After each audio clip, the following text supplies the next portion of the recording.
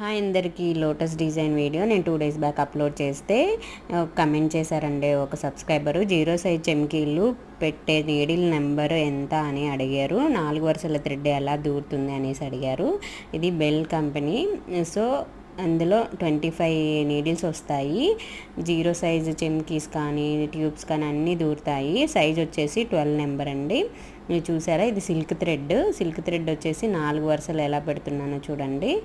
ఈజీగా దూరుతున్నాయండి. ఎందుకంటే silk thread చాలా సన్నగా ఉంటుంది. మనము కొంచెము తడి చేసుకొని పెట్టేసుకుంటే ఈజీగా దూరుతుంది.